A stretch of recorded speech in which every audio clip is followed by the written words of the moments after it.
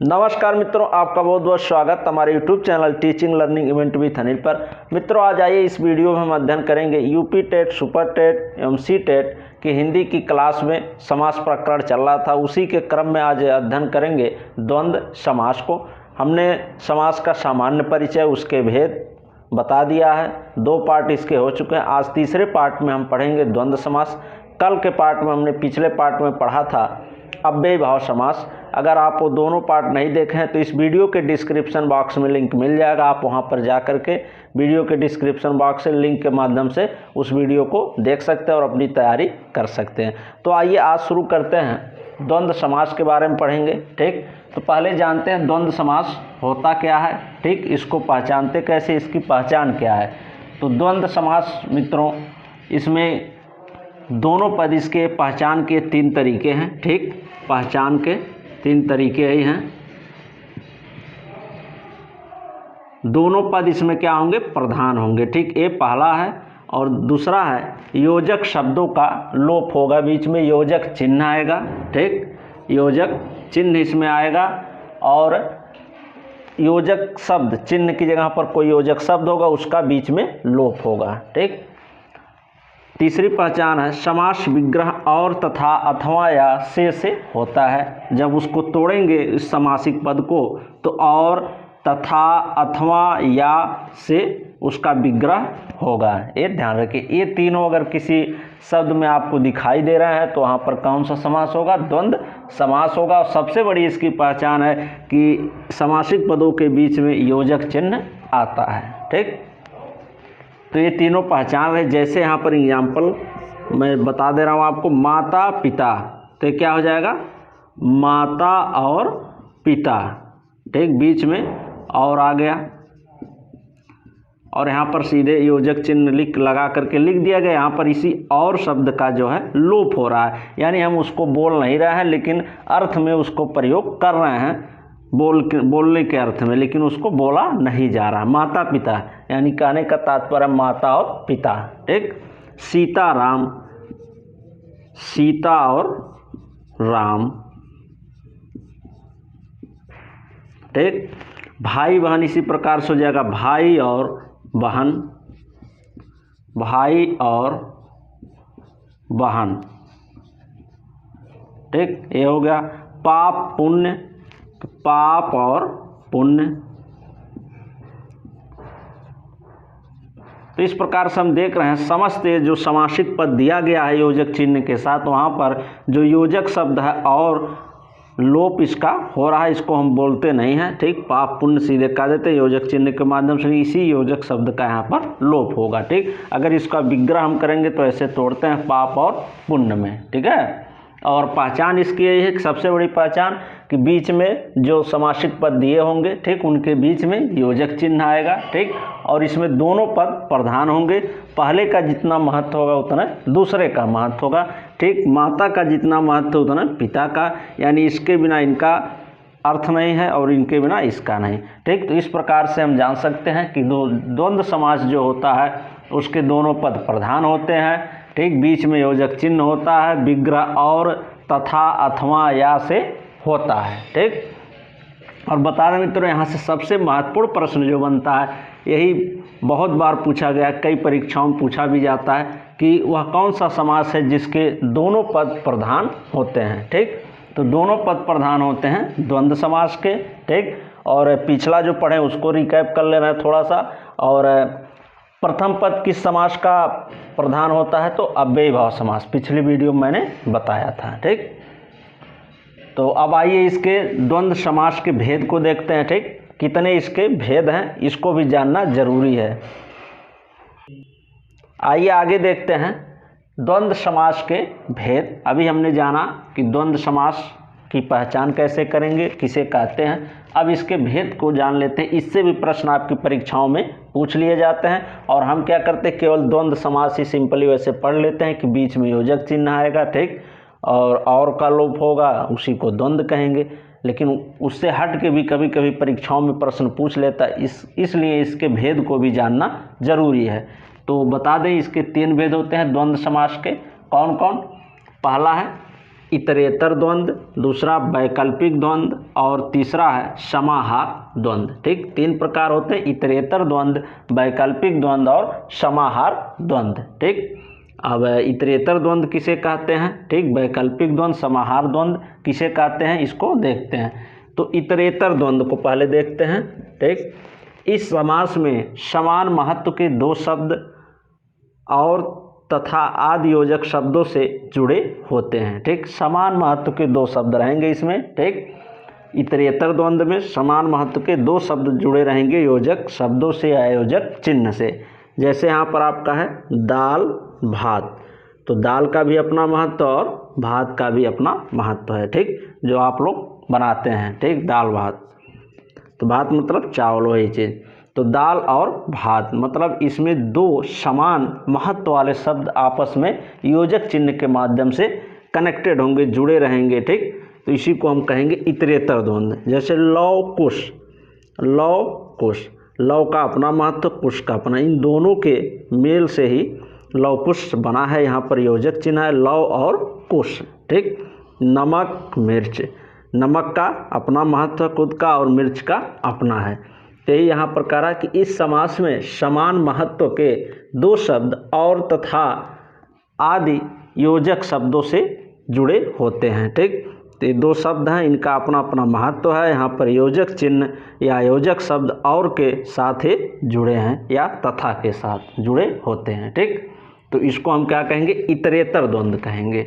अब आइए देखते हैं वैकल्पिक द्वंद्व। ठीक, वैकल्पिक द्वंद्व किसे कहेंगे, इसमें योजक शब्द या अथवा का लोप होता है। ठीक, इसमें क्या होगा, यहाँ पर और तथा इन 2 योजक शब्दों का लोप हो रहा था इस इतरेतर द्वंद्व में, और वैकल्पिक द्वंद्व में क्या होगा, या और अथवा का। ठीक, या का और अथवा, ये 2 योजक शब्दों का लोप होगा। ठीक, और दूसरा पॉइंट इसका ध्यान रखिएगा, 2 विरोधी भाव का बोध होता है। ठीक, यहाँ पर 2 क्या होते हैं, एक दूसरे के अपोजिट समासिक पद होते हैं। ठीक, विलोम होते हैं या विरोधी भाव बताते हैं। ठीक, जैसे दिया है ऊंचा नीचा।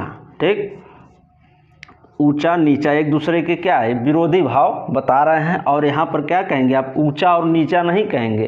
ठीक, इसका जब हम समास विग्रह करेंगे इन समासिक पदों का, तो कहेंगे ऊंचा या नीचा। ठीक, इसका जो सही विच्छेद होगा, विच्छेद करें विग्रह होगा समास का, वो क्या होगा, ऊंचा या नीचा। ठीक, ऐसे भला बुरा, भला या बुरा, ठंडा गरम, ठंडा या गरम। ठीक, एक दूसरे के क्या होंगे, विरोधाभास, विरोधी भाव का यहाँ पर बोध होगा। जो शब्द दिए रहेंगे समासिक शब्द, समासिक पद, उनमें जो योजक शब्द आएगा या तो अथवा आएगा। ठीक, और एक दूसरे के विलोम होंगे समासिक पद, जैसे ऊंचा नीचा, भला बुरा। ठीक, ठंडा गरम एक दूसरे के विलोम है या विरोधी अर्थ वाले हैं। ठीक, तो इस प्रकार से इसको हम क्या कहेंगे, वैकल्पिक द्वंद्व। वैकल्पिक द्वंद्व के साथ आएंगे, यानी विकल्प के रूप। वैकल्पिक मतलब क्या हो गया, विकल्प के रूप में आप किसी से पूछते हैं कि ठंडा पानी पिएंगे या गर्म पानी पिएंगे। ठीक, तो ये क्या हो गया, विकल्प दे रहा है ना, ठंडा या गर्म, ठंडा लेंगे या गर्म लेंगे। ठीक, तो इसी से पकड़ लीजिएगा। ऐसे इसके शाब्दिक अर्थ को अगर हम अच्छे से समझें तब भी हम वैकल्पिक द्वंद्व को आसानी से समझ सकते हैं। ठीक, ऊंचा या नीचा। ठीक, छोटा या बड़ा। ठीक, छोटा है या बड़ा है। ठीक, तो यहाँ पर क्या है, एक दूसरे के विरोधी भाव को बता रहे हैं शब्द। ठीक, और या अथवा से वो कनेक्टेड होते हैं, जुड़े हुए होते हैं। ठीक, ये वैकल्पिक द्वंद्व है जिसमें विकल्प शब्दों में दिया जाए ऐसा शब्द, समासिक शब्द, वो क्या होगा, वैकल्पिक द्वंद्व के अंतर्गत आएगा। अब आइए देखते हैं समाहार द्वंद्व। ठीक, तो इसको कैसे जानेंगे, यहाँ पर देखिए, इस द्वंद्व समास में पदों के अर्थ के अतिरिक्त उसी प्रकार के अन्य अर्थ का भी ज्ञान होता है। ठीक, इसमें जो 2 समासिक पद दिए रहेंगे, ठीक, योजक चिन्ह के साथ, उनके अर्थों के द्वारा किसी तीसरे अर्थ का बोध होगा, किसी तीसरे शब्द का। ठीक, जैसे रोटी दाल, रोटी और दाल, ठीक, रोटी और दाल दिए तो ये क्या है, भोजन के प्रमुख पदार्थ हैं। आप रोटी दाल कहिए या भोजन के प्रमुख पदार्थ कह दीजिए, बात एक ही है। तो इस प्रकार से ये दोनों जो योजक शब्द हैं समासिक पद, ये तीसरे किसी प्रमुख पद का समाहार मान संयुक्त रूप से अर्थ को बताते हैं। ठीक, आपने कह दिया भोजन के प्रमुख पदार्थ, तो वो क्या हो गया, समाहार हो गया, संयुक्त रूप से चीज़ें हो गई। और अलग अलग कर रहे हैं रोटी और दाल, तब भी वही बात हुई। तो वही यहाँ पर चीज़ें कही जा रही हैं कि इस द्वंद्व समास में पदों के अर्थ के अतिरिक्त उसी प्रकार के, ठीक, इन पदों के अर्थ के अतिरिक्त उसी प्रकार के अर्थ वाले किसी अन्य पद का ज्ञान होता है। ठीक, यही इसका समझने और पहचानने का तरीका है समाहार द्वंद्व का। ठीक, घर द्वार, सीधे यहाँ पर समझिए समाहार, समाहार का मतलब चीज़ों का मिल जाना, एक में संयुक्त रूप से मिल करके एक हो जाना, एक नाम दिया जाना। ठीक, जैसे घर द्वार, ठीक, कहे घर द्वार, और उसी को हम एक वर्ड में कहना चाहे तो परिवार, परिवार कह दिए तो उसमें घर और द्वार दोनों आ गए। ठीक, समाहार हो गया, घर और द्वार को संयुक्त रूप से हमने समाहार कर दिया, एक में मिला दिया, संयुक्त नाम दे दिया परिवार। ठीक, तो एक कौन सा द्वंद्व होगा, समाहार द्वंद्व होगा। ठीक, तो इस प्रकार के अगर शब्द आपके परीक्षाओं में आते हैं तो अगर ऐसे ऑप्शन करके देता है इतरेतर, वैकल्पिक या समाहार द्वंद्व में से कौन सा है, तो इसकी ये पहचान मैंने बताया, आप आसानी से बता सकते हैं। ठीक, जहाँ पर विकल्प की बात कही जाए, ठंडा या गर्म, ठीक, ऊंचा या नीचा, ठीक, तो वहाँ पर क्या होगा, वैकल्पिक। जहाँ विकल्प की बात की जाए, समाहार किन्हीं दो शब्दों को, ठीक, मिला करके एक नाम दे दिया जाए, जैसे रोटी दाल था तो हमने भोजन के पदार्थ बता दिया। ठीक, इसी प्रकार घर द्वार संयुक्त रूप से परिवार कह दिया, उसको मिला करके समाहार, तो वहाँ पर क्या हो जा रहा है, मिल करके एक हो जा रहा है, एक नाम दे दिया जा रहा है, तो ये समाहार हो जाएगा। ये वैकल्पिक हो जाएगा जिसमें विकल्प दिया हो। ठीक, अगर ये दोनों आप जान रहे हैं तो इसको आसानी से आप जान सकते हैं। इसमें तो ये देखना है कि किस में वो शब्द टूट रहा है। ठीक, और तथा में टूटेगा तो ये इतरेतर द्वंद्व में आएगा। ठीक, और या तथा में, और दोनों जो पद दे रहेंगे उनका समान अपना अपना महत्व होगा। ठीक, समान महत्व के दो पद होंगे और योजक शब्दों से जुड़े होंगे और तथा से। ठीक, और इसमें क्या, या अथवा से योजक चिन्ह जुड़े होगा। ठीक, जब हम उसका विग्रह करेंगे तो वहाँ पर या अथवा आएगा, और इसमें जो है दोनों मिल करके किसी तीसरे संयुक्त रूप से पद का नाम देंगे। ठीक, तो वहाँ पर समाहार द्वंद्व होगा। तो ये रहा मित्रों आज द्वंद्व समास। अब इससे ज़्यादा इससे प्रश्न नहीं बनते हैं। सबसे ब्रांडेड जो प्रश्न है, खूबसूरत प्रश्न है, यही बनता है कि द्वंद्व समास के वह कौन सा समास है जिसका दोनों पद प्रधान होते हैं, तो द्वंद्व समास होता है। ठीक, बाकी आप जानते हैं बीच में योजक शब्द आए, योजक चिन्ह आएगा। ठीक, और योजक शब्दों का लोप होता है, उसी वजह से दाल भात रात दिन और अपोजिट एक दूसरे के अपोजिट रहेंगे। और इसमें जब इतरेतर वैकल्पिक और समाहार द्वंद्व आएगा तो इतरेतर में दोनों समान अर्थ के रहेंगे, उनका अपना अपना महत्व होगा दोनों शब्दों का। ठीक, और वैकल्पिक द्वंद्व में विकल्प की बात, समाहार में दोनों को मिलाकर के एक संयुक्त नाम दिया जाएगा। ठीक, उसी को समाहार द्वंद्व कहेंगे। ठीक, तो इस प्रकार से जो एग्जाम्पल आएंगे आप आसानी से उनको देखते ही परीक्षाओं में लगा सकते हैं कि ये द्वंद्व समास है। और द्वंद्व समास के अंतर्गत अगर पूछ लेता है इतरेतर वैकल्पिक या समाहार को, तो ऐसे जैसे मैंने बताया इस प्रकार से उनकी पहचान आप आसानी से कर सकते हैं। ठीक मित्रों, ये रहा द्वंद्व समास। अब अगले पार्ट में हम पढ़ेंगे तत्पुरुष समास को।